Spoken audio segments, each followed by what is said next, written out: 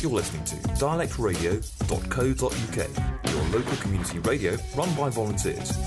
Log on to our website at dialectradio.co.uk to find out more.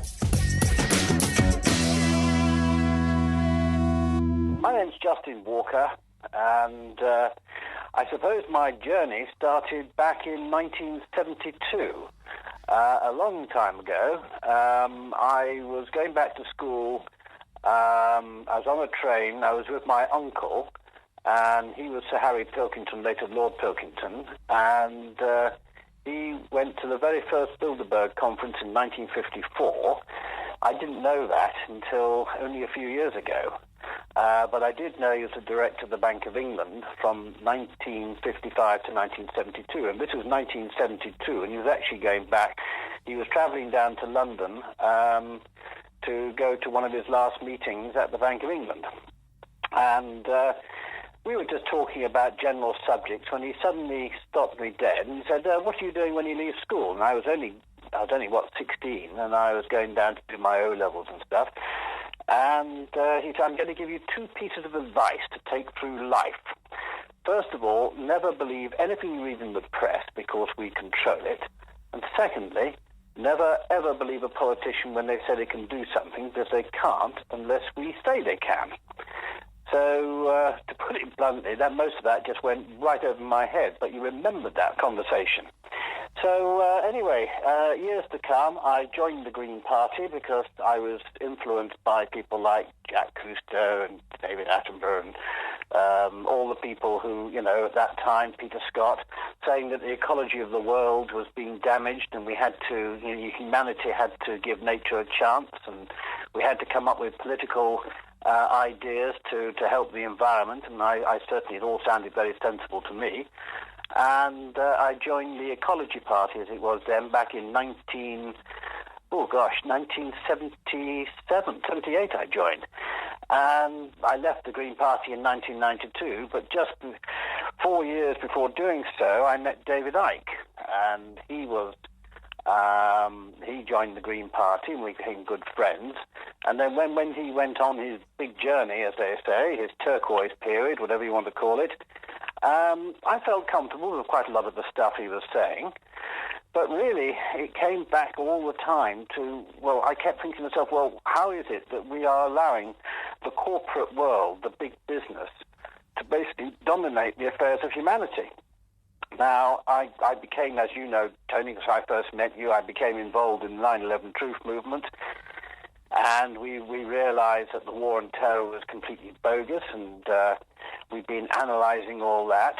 But it was about 5 years ago almost now, I got a phone call out of the blue from somebody who said that it was his son, actually. It was his son talking to me, because he said his father was extremely elderly.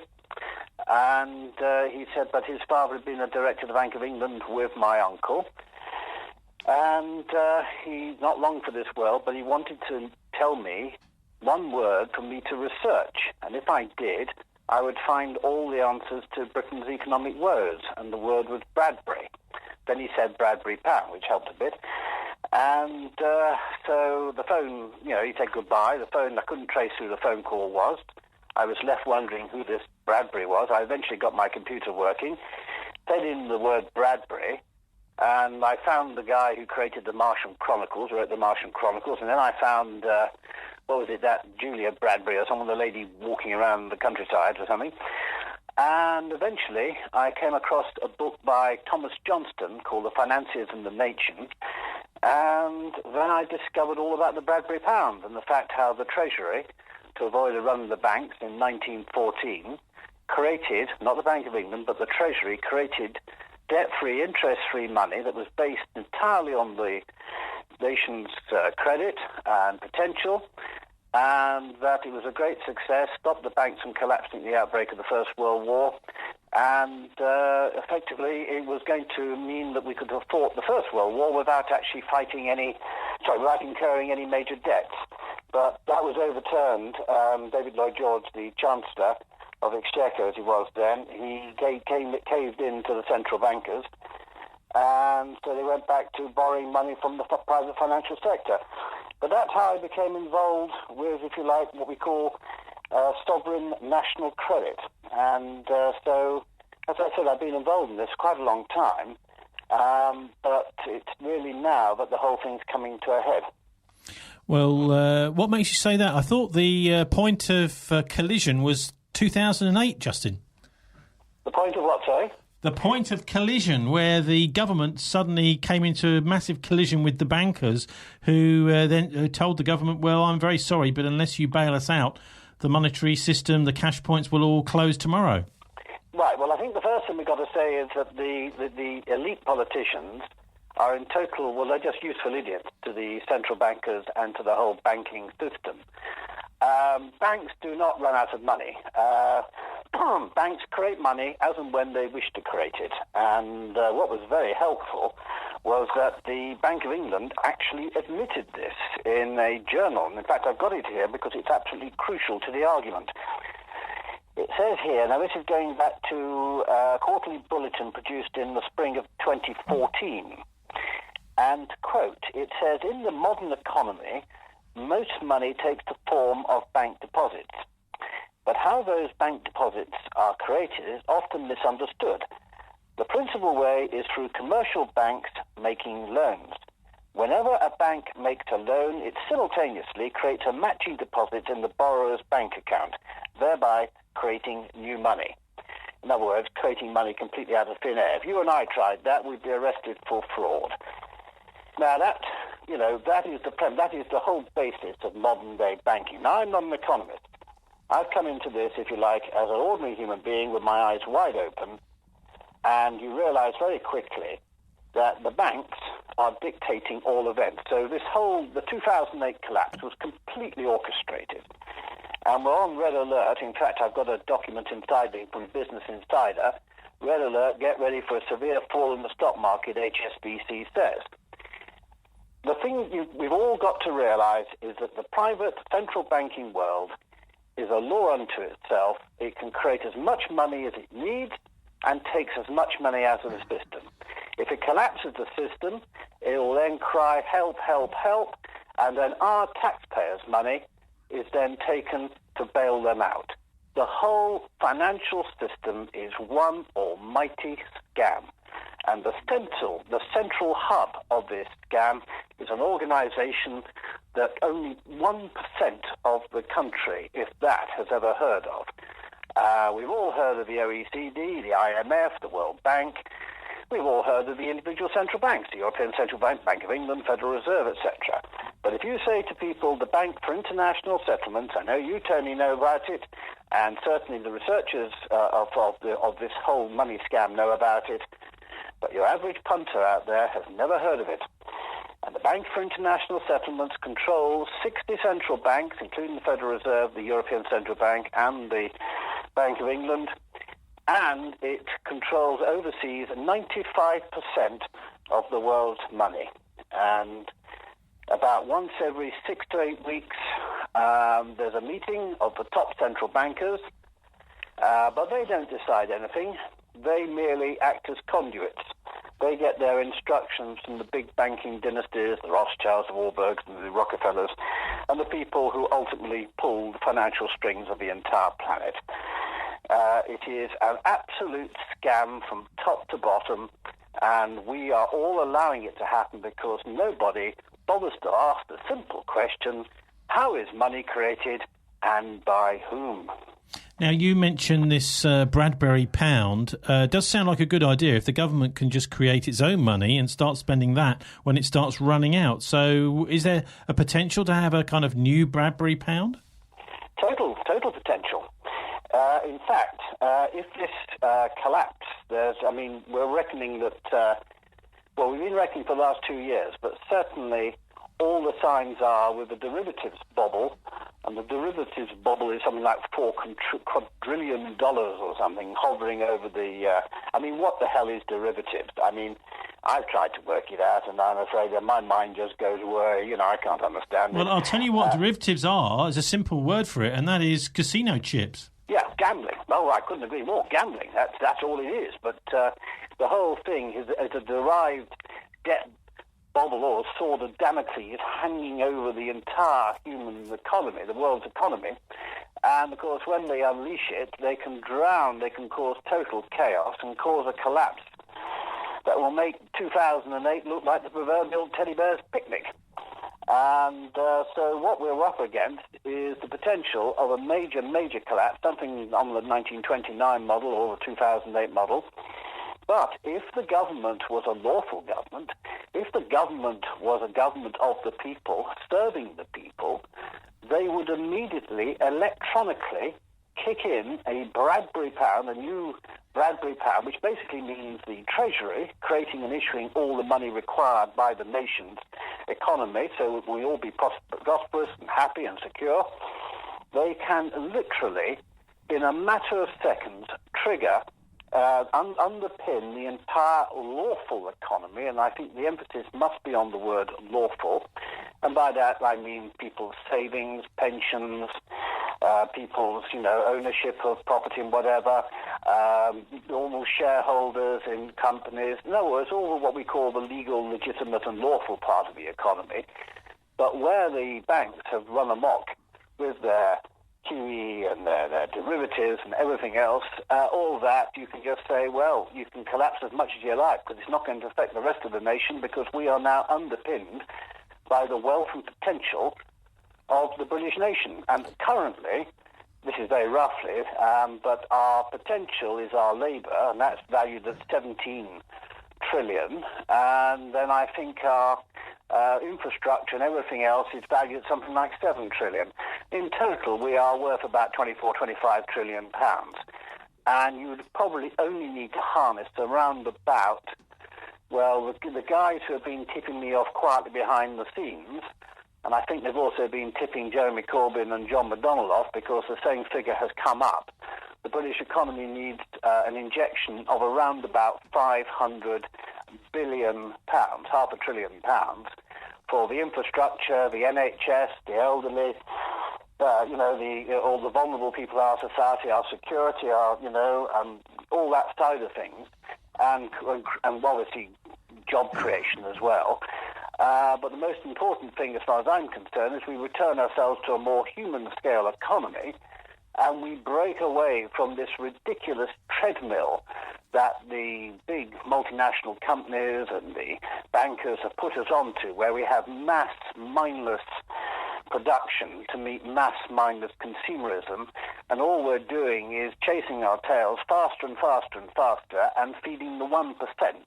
And the 99%, the rest of us, see very little benefit from any of it. Now, look, you said, hang on, Justin, because rat race that is an entire creation of the central bankers. Now, Justin, you've said that this is a world kind of conspiracy where the banking families, but you really just talked about the Western world. Surely Russia is actually not really part of this, and also, of course, the Chinese over the last couple of years have created their own development bank to sort of rival the IMF, etc. No, don't be taken in by the BRICS. Don't be taken in by any of that. My insider informants have told me quite categorically, if Russia and China and the others were genuinely independent and going to do something that was wonderful for the human race, why are their central banks still part of the Bank for International Settlements? No, don't be taken in by that. And remember, our global masters, the New World Order, I think everyone likes to call it, they view China as the perfect working model for the rest of us. So what about other areas of disappear? What about other areas of the elite? Obviously, the bankers, the banksters, as we've started to call them, are criminals. What are the other key elements of this New World Order? Well, one of the things, this is one reason why this conference is coming up in Winchester and what we're having also in Bristol. Another way, apart from a sovereign government taking back its absolute rightful control of its own debt-free, interest-free money based on the wealth of the nation, the other extremely important aspect to taking down the elite is to be in complete control of politicians. Politicians should be our servants. And in fact, this is one of the a big scam going on. The most important thing we can have for our freedom, and for everyone's freedom, is to make sure that every trial that you have is trial by jury. And one of the things that people don't realize, rather just very similar to not knowing about the Bank for International Settlements, one of the things that a jury can do is annul, basically unjust legislation passed by Parliament. Let's get one thing absolutely straight. Parliament does not pass laws. Parliament likes to think they pass laws, but in fact they pass statutes. They pass acts of Parliament, statutes. These are legal. Now, it means that a jury, if somebody is tried because they have breached a statute or whatever it may be, and the jury says, well, hang on a moment, we believe, unanimously, we believe that this statute is unjust, we will find the individual not guilty, and in doing so, we annul the effectiveness of that statute. In other words, what we're talking about is a jury is the ultimate defense and shield against tyranny. Now, we are unfortunately stuck with a political party system. And one of the unfortunate things about political parties is that the most flawed and treasonous politicians get to the top. And these are the ones who are controlled by, in Britain's case, the City of London and everything else. I mean, how many people now, listening to us now, know about the City Remembrancer? Do you know about it, Tony? Well, I've heard of the Remembrancer. What? No, I don't really. No, exactly. Again, one of these things that hardly anyone knows anything about, including some of our own politicians who are sitting in the chamber with him. Well, tell us. The City of Remembrancer, this position goes back to 1570, so it's an ancient position. And the City Remembrancer is the only individual who can sit with our politicians, our elected members of Parliament, okay, plus the officers of the chamber and the Speaker. But he sits with our MPs alongside them. He can mingle with them, do what he likes. And he is representing the interests of the City of London. By that, of course, I don't mean the city, the capital city. I'm talking about the financial centre itself, the City of London. And, of course, everyone thinks, oh, well, this is nice and traditional, a bit like the Lord Mayor's Parade, you know, where you see lots of floats representing local communities. You have the Territorial Army. You have people dressed up in English Civil War. You've got the nice, friendly Lord Mayor doffing his or her tricorn hat, and it all looks very magnificent and very British. And, of course, that is the wonderful mask they have to disguise what's really going on, and that is the City of London is the driving hub of the entire world's economy, and it's all based on creating money out of thin air as debt, plunging nations into debt, plunging communities into debt, plunging families into debt, because they've taken upon themselves the right to create and issue all the money required for the human economy.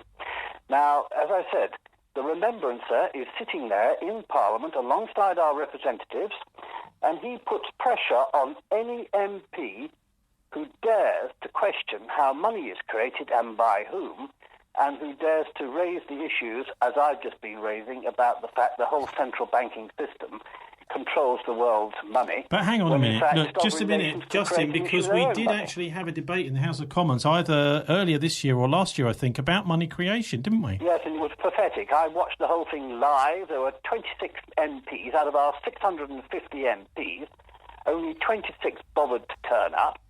Not one of them mentioned the Bank for International Settlements.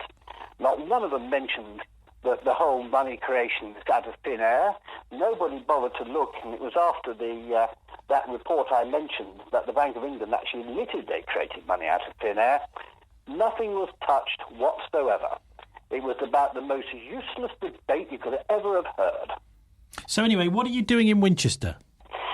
Basically, I'm the campaign coordinator for the British Constitution Group. We work with the UK column, and we've been saying for some time we've got to basically put the British Constitution back on the map, and we've got to start to show people that, well, what it is, we've got a book written by a guy called Ken Dewdney, and it's a fantastic book, and it's basically called, and I've got it here in front of me, Democracy Defined, the Manifesto. And what he makes plain is that we have got to restore the right of jury to every trial, and that every jury knows that it has the ultimate right to reject bad legislation, bad statutes. As I said, that's the ultimate shield we have against tyrannical politicians. And at the same time, to restore sovereign national credit, that is, nations. And bear in mind, the Bradbury pound was just the British version. In America, they had the greenback dollar.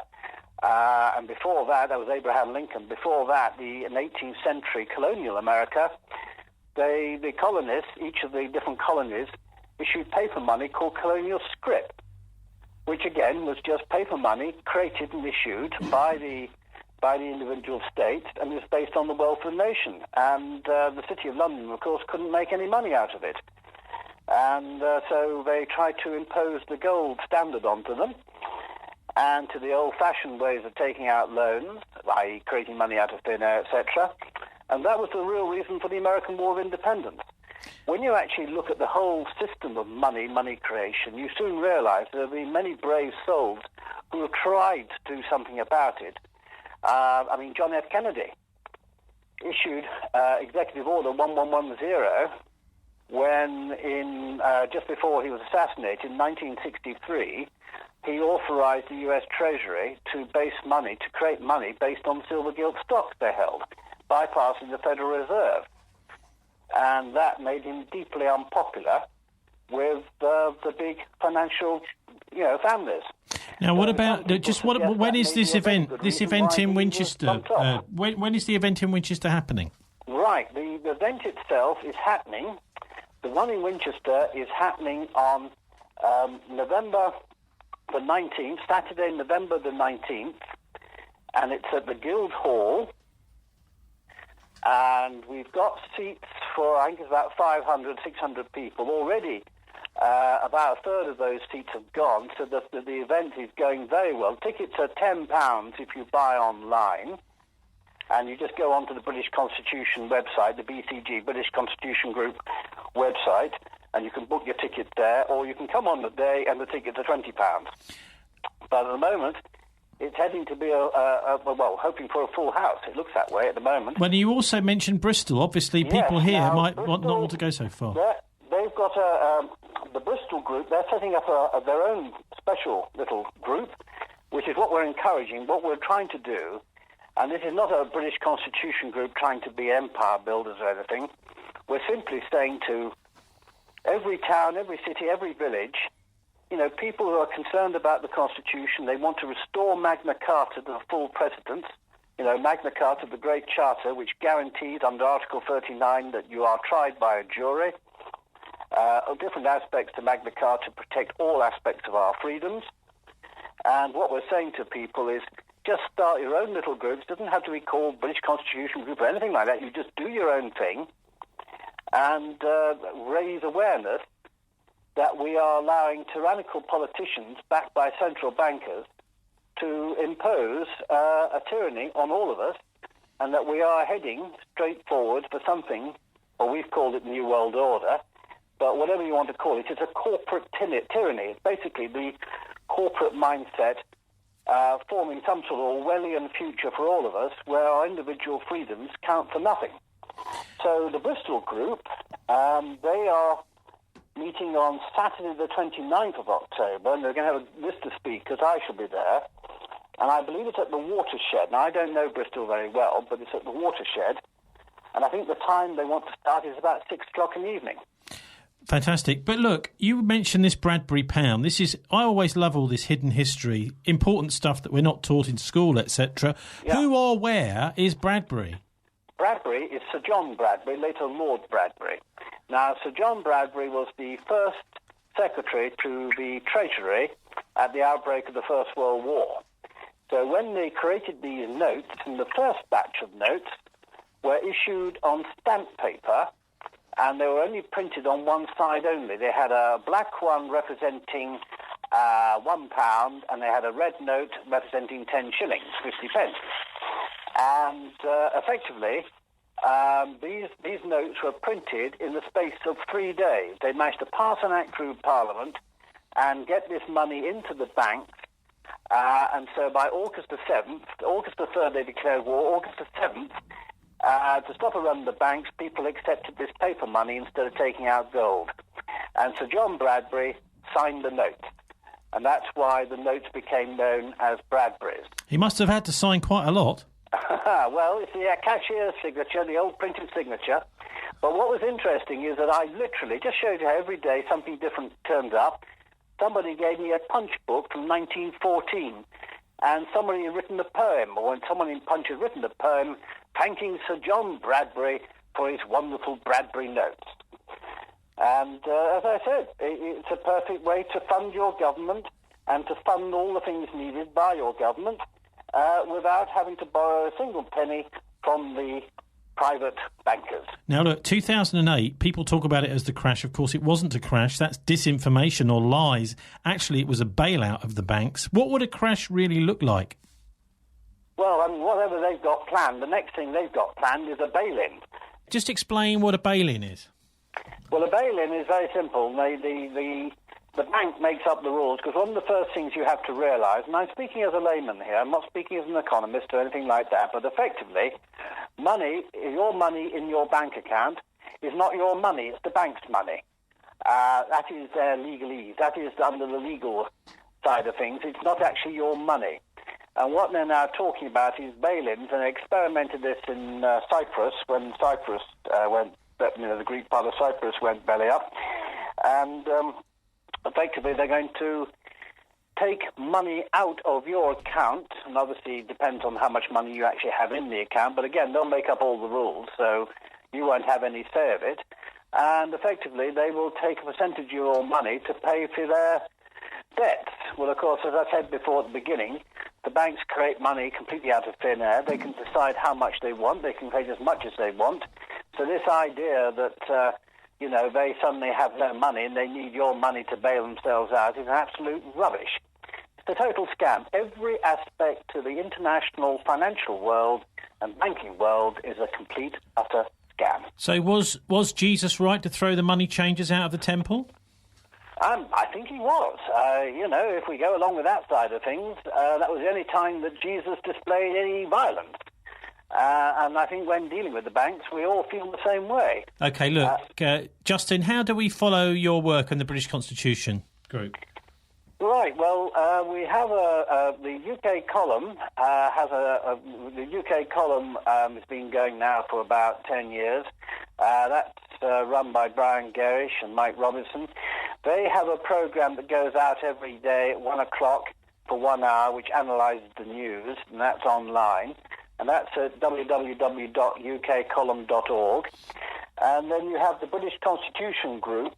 Now, the best thing is just feed into a search engine, British Constitution Group, because we have 2 or 3 websites. We're just actually upgrading the website. But if people want to get tickets for the Winchester event, all they've got to do is go on either the UK column website, look under events, or go onto the British Constitution Group main site, and you'll see there Winchester. Click on that, and people can buy their tickets online. Just remind us of the dates in Winchester and Bristol, please. Right. The Winchester event is November the 19th. That's on a Saturday. It's all day. Starts at 11 o'clock on the dot. Finishes at 6 o'clock. And then we're going to go across to all the pubs and talk things through, get little groups set up and what have you. The reason why we're meeting in Winchester is because that is the old capital of England. Alfred the Great was otherwise known as Alfred the Lawgiver, and the famous statue of him is outside, literally overlooking the Guildhall. So we chose Winchester deliberately because outside London we thought that was the best place to start the Restoration Amendment, the restoration of the rule of law, and that's all it is, because we currently live in a completely lawless state. And another issue, a very important issue we haven't mentioned, is child abuse and what's going on there. And again, thanks to the sterling work of the UK column and others, we are exposing paedophile rings which go right up to Parliament. So this is another very unpleasant aspect to the control, the way the central banking controls They're useful idiots in Parliament and in the judiciary and everywhere else. This probably explains why we have so many of these wretched paedophile rings operating, involving the great and good of our society, and it's pretty obnoxious. And the evidence that we've uncovered absolutely appalls. And if anyone wants to see something ongoing, there's a Doherty case. If you go online and go to the UK column, click on the Doherty case, you will be absolutely appalled by it all. But that's, as I said, that's another side to the whole thing that we're campaigning on. Now, so that is the Winchester one, and then the Bristol one is on the end of this month, Saturday 29th of October, and that is taking place at the place called the Watershed, and I believe it starts at 6 p.m. Finally, going back to Bradbury again, do you actually have a Bradbury pound yourself? I don't. I know a friend who has, but to buy one, you're costing you about, I think they're going on well, I believe the price has gone up since we've restored the interest in the reason for the Bradbury. But I think one would cost you now something in the region of £500, £600, £700 to buy.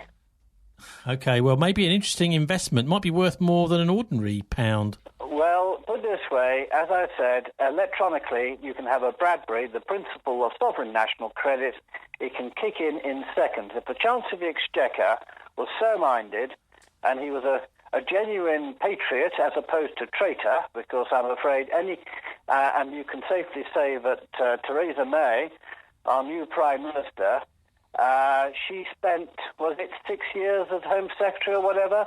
And quite simply, she was assembling the Orwellian state with GCHQ and all the other ways and means of monitoring our daily lives and monitoring what we're saying and what we're up to, and etc. And we see now that the police force, they've got Police Scotland, they've experimented there, and gradually we're going to see our police forces, the constabularies around the country being merged and made into bigger units and so forth. So all along the line we can see this Orwellian future for all of us as the treasonous ones in Parliament and elsewhere in the City of London basically devise their corporate world where the common law, the law of the land, the rule of law no longer applies. What we have are masses, hundreds if not thousands of statutes which are designed to control our lives, micromanage our lives. Under common law basically says you can do as you please until you actually affect the well-being of somebody else, until you start to affect somebody else in a negative way, and that's where the cut-off comes. And that's why the common law is superior, because your peers judge your actions whether they were reasonable or unreasonable. It is the ultimate way to protect yourselves from going anywhere near tyranny, is to have ordinary people decide what is best for all of us, and the randomly selected people with no vested interest. Now, look, you mentioned digital there for a minute. It makes me think about Bitcoin. I wonder what you make of that. And also, there's something else, isn't there? To do with Bitcoin or any of these ghastly things. Again, my insiders tell me that these were ultimately started by shall we say, they are part of the overall. I don't understand enough. Now, I'm going to hold my hands up, but I will just say this, that the actual trail of where Bitcoin and everything comes back is starting to go back to the central banking system. So I just urge people, please be very wary indeed. The only true way is for a sovereign nation that is entirely accountable to the electorate, creates issues and controls the amount of debt-free, interest-free money that is needed for the happiness, security and prosperity of that nation. And it's as simple as that. And if there's too much money in the system, you then use taxation to take any inflationary heat out of the economy. And just to let you know that this all information, as I say, I'm no expert, but I have got a team of people, and some of them are insiders who keep us informed from the inside, as I was with the original phone call that advised me about the Bradbury. So this is coming out from people who are friends, if you like, on the inside, who want to see the central bankers defeated. Well, I think after listening to that, we all should want to see them defeated too. Thanks very much, Justin Walker, for joining us. Well, thank you, Terry.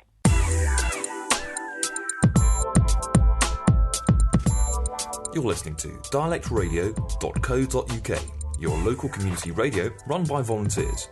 Log on to our website at dialectradio.co.uk to find out more. When US President John F. Kennedy was assassinated in 1963, everybody wondered why. The blame was pinned onto Lee Harvey Oswald, but later it transpired that he was just a patsy. In fact, he was murdered to keep him quiet just after the assassination. So who really did it and why? Well, James Files knows because he fired the fatal shot that killed President Kennedy that day. You might find that surprising, but there's been several attempts on James Files' life over the years, so he decided to speak out a few years ago to a Dutch guy, Wim Dankbaar. What he said was that the Chicago Mafia was sent down to kill Kennedy by the FBI, the CIA, providing cover. And Charles Nicoletti, his friend, was with a gun in the Dowtech building behind the motorcade. He fired the first few shots, which didn't actually kill Kennedy. He just slumped forward. But James Files was the man that fired the fatal shot. We've been having excerpts from this interview with James Files over the last 6 months or so here on Dialect, and here's the latest one. Here he talks about what happened after Kennedy had been killed. Do you have any idea about the possibility of other hit teams in the plaza that day? I've heard different stories about different teams there, different people shooting, and this and that. To my knowledge, and to my knowledge only, I never knew of another hit team that was in the area for Kennedy that day. If there's another team there, I have no knowledge of it whatsoever. But it could be. Anything is possible. Anything's possible. There could have been another team there, but what I'm stating is this. As far as I know, from what I was involved in, Charles Nicoletti, Johnny Roselli was with him, because Johnny Roselli was like his lookout, whatever, pick up any shell casing that he ejects from the rifle. We don't want to leave shell casings on the floor. Mr. Nicoletti didn't want to be running around looking behind chairs or desks. Where's the casing? Where's the casing? You got somebody there picking them up as they come out. And like I say, I never saw Charles Nicoletti pull the trigger. But he was the shooter, from what I understand, with him. We saw Richard King there. Could he have been a shooter? Richard Kane, he was on location, and so was guy by the name of Milwaukee Phil. His name is Philip Alarezo. I believe I'm saying Alarezo. But if there was another hit team, because they faded from the scene, I don't honestly know. I can't say yes, I can't say no. Do you think Lee Harvey Oswald fired any shots that day? Lee Harvey Oswald never fired a shot. And if anybody knows what a parapet test is, and we have actual court documents on where Lee Harvey Oswald was given a parapet test by the Dallas Police Department, and on this document it plainly states, deceased J.D. Tibbet, deceased John F. Kennedy, suspect Lee Harvey Oswald. And they took a parapet test, his face, his hand, his arm, I guess the side of his neck, and the only trace of any nitrates from powder burns or powder suspicions was in the palm of his hand. And anybody that goes to a firing range that fires weapons knows if you fire a .38 revolver or any type of revolver, the blow bite is going to come back across this part of your hand and your wrist. The only reason he had those nitrates in the palm of his hand is he was holding spent shell casings when I calibrated the scope. There were still traces of that. But Lee Harvey Oswald, it's like I say, that's a court document. And I don't believe anybody rigged that one up. So you left Mr. Nicoletti and Roselli off at this gas station where they had a car. Do you remember what that kind of car it was? I don't know. I'm not even sure which one it was. There was a car there. I mean, they said they had a car there, but there's several cars parked up on the side. I did not wait. I did not watch them walk across the lot. As I pulled out from the intersection, I made a left-hand turn at the intersection. I went down by the gas station. When I pulled up at the gas station to let them out of the car, let them out of the Chevy I'm in. And I'm in 63 Chevy, burgundy Chevy. We'll get that fact straight. Not a red one or anything. It's just burgundy. That's the color of the car. They opened the door. They exited. As Mr. Nicoletti exited the car, just as he closed the door, he said, "Jimmy, I'll see you in Chicago." Told him, "Okay, boss." He closed the door. They walked across the side, like to go into the park, into the gas station there. There are several cars parked over there. I have no idea, no knowledge which particular car they went to. I did not wait to see. I pulled out, made a right, went on down, got up on the highway. I went back to Mesquite. I went back to my motel. I don't want to be riding around with a carload of weapons and somebody's just been hit. It'd be highly unpractical. I went back to the hotel, pulled in. I parked my car right in front of my room where I could watch it. I got out of the car. I went into my room. When I got in the room, Zita went in, sat down, relaxed, got a drink of water, stripped all my clothes off, went in, took me a shower. Come out of the shower, I took some wax that I brought along for this particular purpose. And if anybody wants to try this, it can be pretty painful. But I knew that I would have redstone on me here and on the side of my face from firing the weapon and across my hand and wrist. Took hot wax and I poured it on myself and let it cool so it cut into the pores on the side of my face. And after a few minutes, I peeled it off, which would remove all the nitrates from any gunpowder. I went back into the shower and showered again, then showered, finished up with a good cold one because it felt like I was kind of on fire and burning.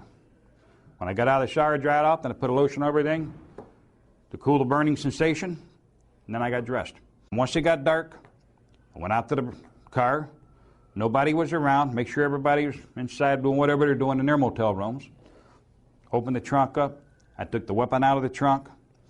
And when I'd gotten out of the car earlier, I'd taken the briefcase, the gun case from my fireball, and I'd already taken that into the hotel. I went inside, had one weapon I took in, cleaned it, got it ready to put back in the car. I waited till after midnight. I went back out to the vehicle, got in, pulled the back seat out, took the top part off the back, put the gun back in the rack, the rifle. I secured my fireball, put the gun case in there, closed everything back up, and went back in the hotel. That's all for this week, Dialects Bristol's first weekly MP3 podcast. If you're online, you can subscribe to our emails or download it from dialectradio.co.uk. Thanks to our guests John Hurst and Justin Walker from the British Constitution Group. Also to James Files, the shooter of President Kennedy, along with Charles Nicoletti and Tony Roselli from the Chicago Mafia. Also thanks to studio engineer Dave Bazanko. Dialects, a Bristol Broadband Co-op production. Catch us on Bristol Community FM 93.2 every Tuesday at noon, and anyone can contribute. Contact us through People's Republic of Stokes Croft, just off Jamaica Street, or prsc.org.uk. Also through Volunteering Bristol on volunteerbristol.org.uk. Also the National Volunteering website, we're on there too at do-it.org. That was Dialect, and I'm Tony Gosling, wishing you a very good week. Thanks for listening. Till the same time next week, bye for now.